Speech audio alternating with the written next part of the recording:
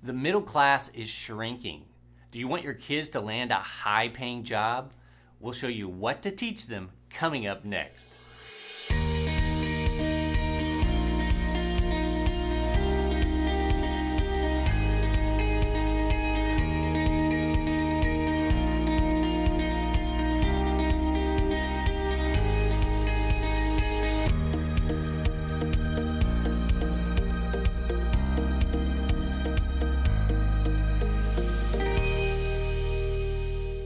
Hi, I'm Chad Bullock, the founder of Future Proof Kids and the Ready Aim Parent Podcast, where we help you teach kids the skills that really matter in business and life. Today we're going to talk about how your kids can get a high-paying job. Now I know many of you are saying, wait a minute, I'm worried even about middle-class jobs these days. And you should be. I mean, research shows that American middle class is shrinking. And it has been for 40 years. That means more of the population is either rich or poor. Most Americans are no longer considered middle class. There are tons of news reports on this. U.S. News talked about how the middle class is getting squeezed out. CNN Money had an article the other day, from middle class to homeless. The New York Times said this: increasingly, there is no such thing as a high-wage middle skilled job, the thing that sustained the middle class in the last generation. Now there is only a high wage, high skilled job. This isn't going to change overnight, but we as parents can do our best to empower our kids with skills that give them the best chance at earning those high paying jobs.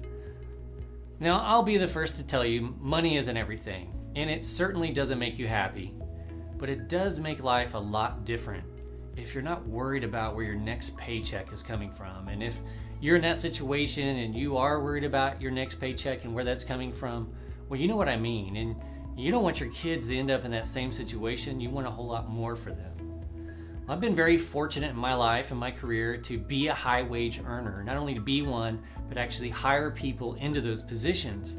And it might surprise you, we don't look at kids' GPAs. We don't care if they attended an Ivy League college. You know, we might see it on their resume and it catches our attention, but it does not affect our decision to hire them or not. As a matter of fact, I actually remember having to let a Stanford graduate go because of their performance. So you may be saying, well, hang on a second, Chad. I know I've read about these, great companies to get into. They look at all these things. That's not right. Well, it has changed. Google used to ask, what was your GPA in college? What was your SAT score? And even back to your GPA back when you were a pimply kid in high school. But that's changed. There's a New York Times article where Prasad Sethi, he's the vice president of people analytics, pretty much could call him kind of the HR manager at Google. And this is what he said. For years, candidates were screened according to SAT scores and college grade point averages, metrics that were favored by Google's founders. But numbers and grades alone did not prove to spell success at Google, and they are no longer used as important hiring criteria. So how many of you took tests and classes that you had no interest in, figured you'd never use again, and you were right? And then when you took those tests, you forgot everything that you regurgitated for that test. Well, that should have been proof enough for all of us that GPAs are not exactly the best metric on whether or not you will be a good employee. Testing and this hyper focus on test scores and teaching kids to the test is really erasing our kids' love for learning and inhibiting schools from teaching them the skills we want them to have in the business world rather than nurturing them. So what do we look for in these high-paying jobs, you may be wondering? I'll put it simply: intrinsic motivation. Now, how do I define that? Someone who pursues something with a strong sense of mission, with very little direction from their leader. And I'll say that again. Someone who pursues something with a strong sense of mission, with very little direction from their leader. Dan Pink talks about motivation in his book Drive. And what really motivates us is autonomy, mastery, and purpose. What is that? Autonomy is really the freedom to do it our way, to figure out how to go do it. Mastery is our desire to do something at a better level, to become an expert at it. And then purpose is, being able to pursue something for a bigger reason, whatever reason that might be. Now, we certainly look for and need our employees to have a baseline of skills, but it isn't so much about what they know. It's more important on how they think and what they do and act with information. Let me give you an example of one of my employees.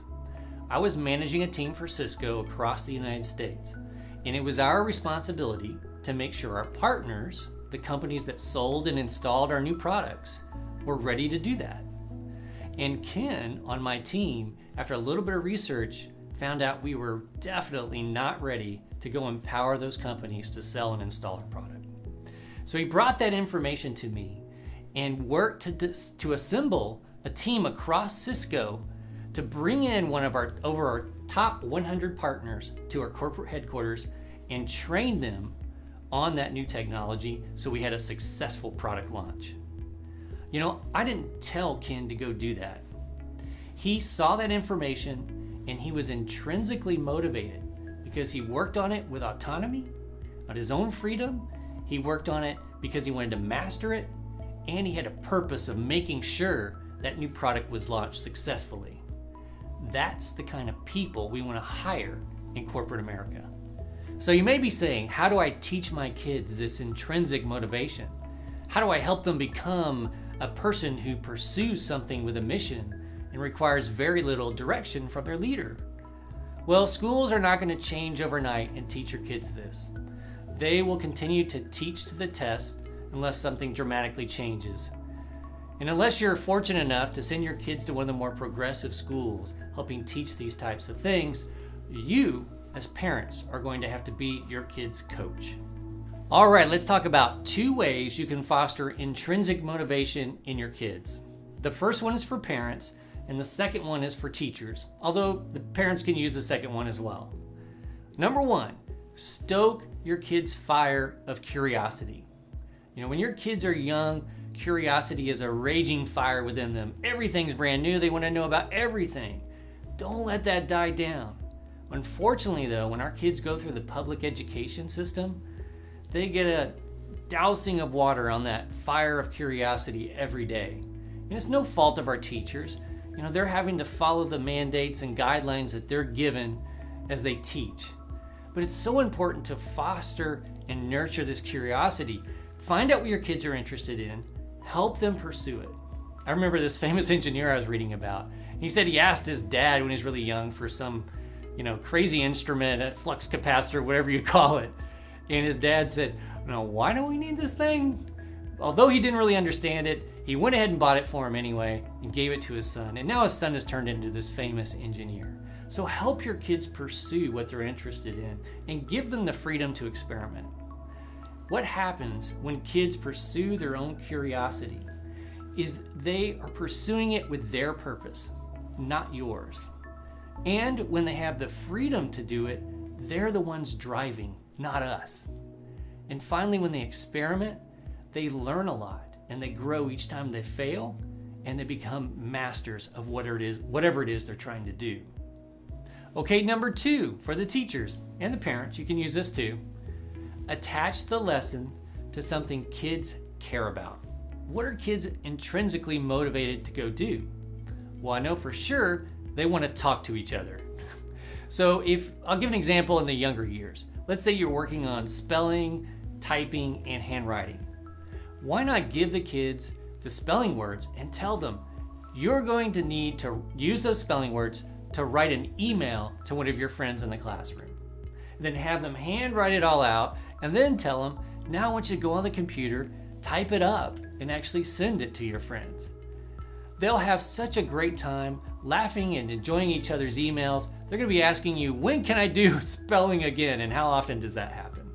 The middle class may be disappearing, and hopefully that'll change. But one thing I know for sure is we as parents can do everything in our power to make sure our kids learn and develop skills that will help them obtain these high-wage jobs.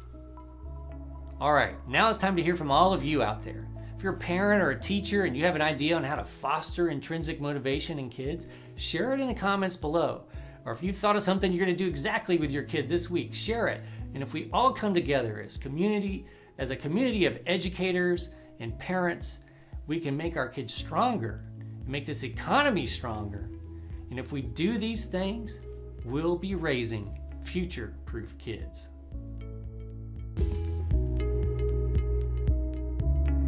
Hey, did you like this episode? If you did, there are 3 things you can do right now to continue your journey of future-proofing your kids. First, you can subscribe to our channel, and I hope you will, so we can keep sending you helpful videos that help you future-proof your kids with great skills. Second, you can like our Facebook page, where we're always sharing great articles, quotes, and other things about the real skills your kids will need in their future business lives.